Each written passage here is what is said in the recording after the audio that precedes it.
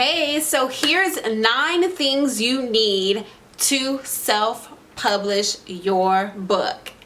So what you're going to need is, of course, your book cover.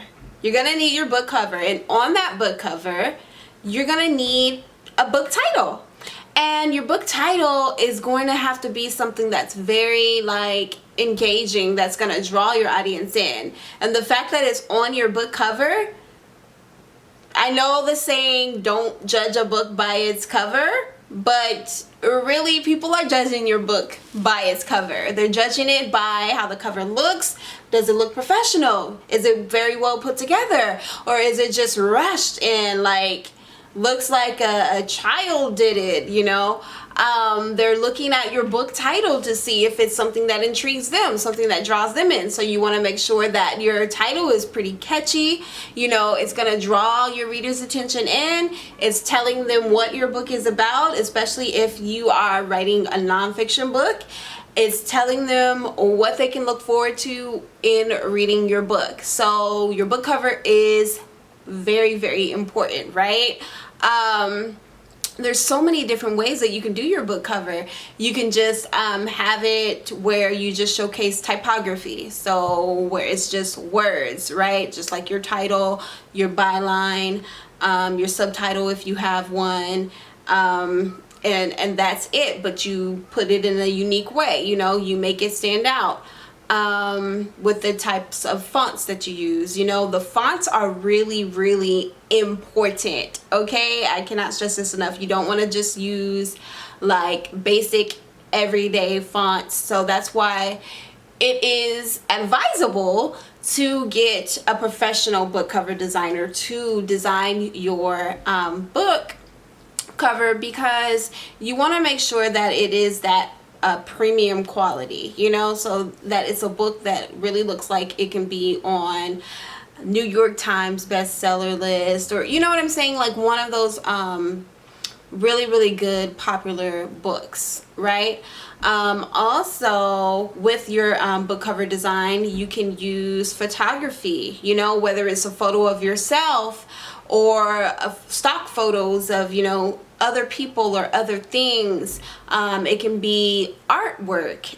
So whether you have a painter or watercolors, a sketch, or you know, something like that. It could also be multimedia, is it called multimedia design?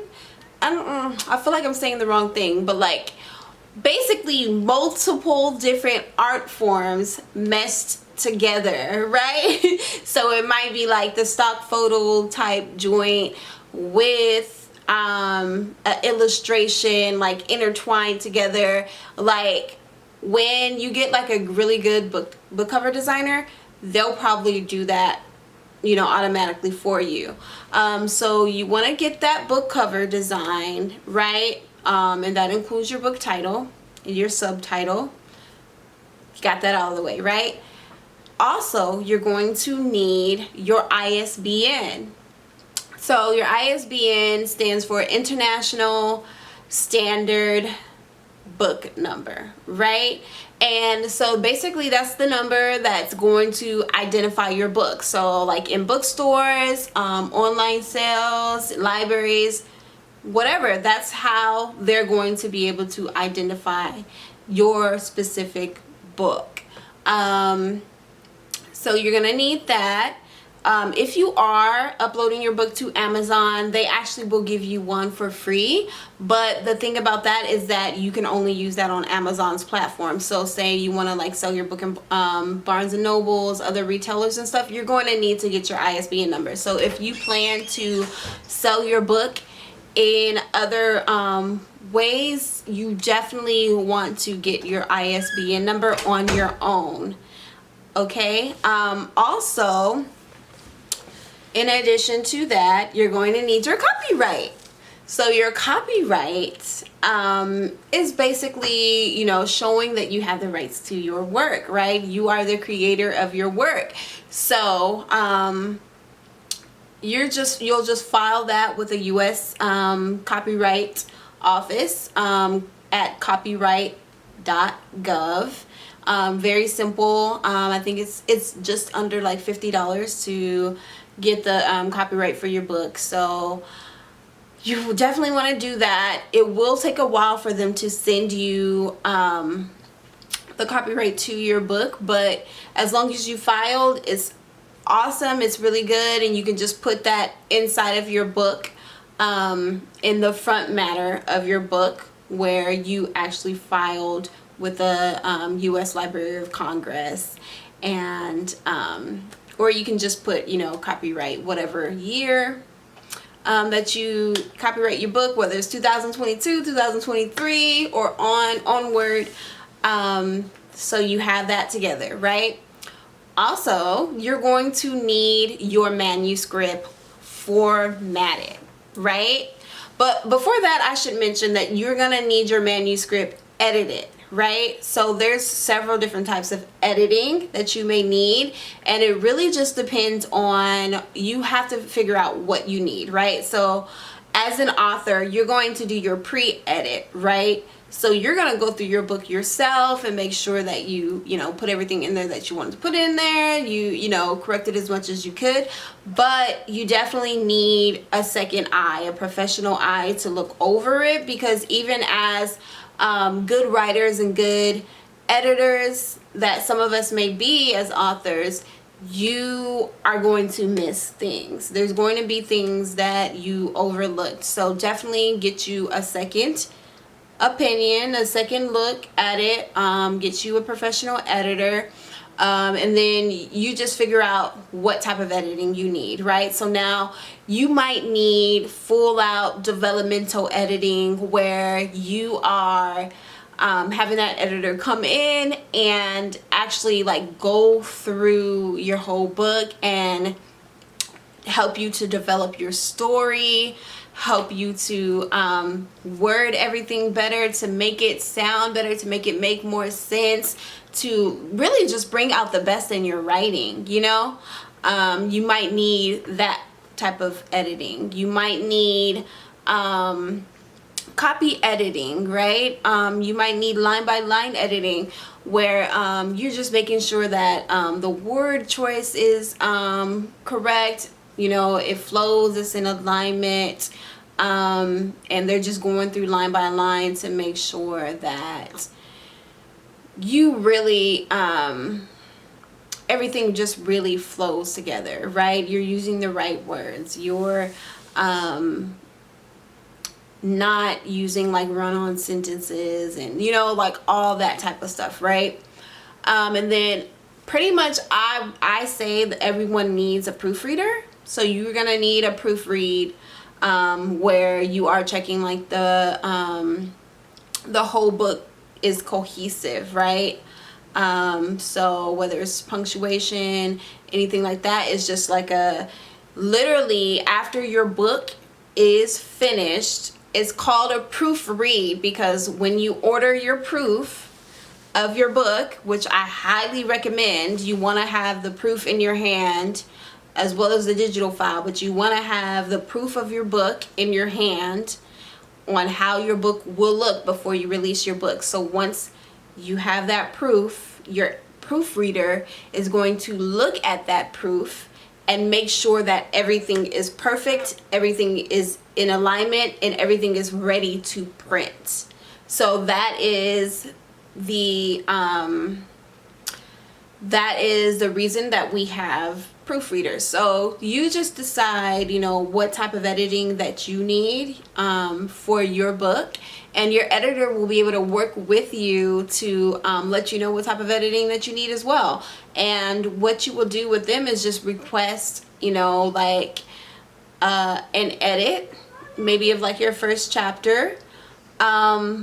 Just, you know, request an edit so that you can see if you all mesh well together and you're gonna work well together, and then they can show you how they edit, and you can hire them and move forward with that.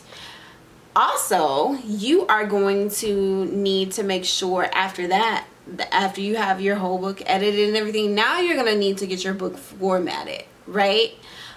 So with the formatting of your book, you want to make sure that not only the outside of your book, the book cover looks good, but you want to make sure that the interior of your book looks amazing as well.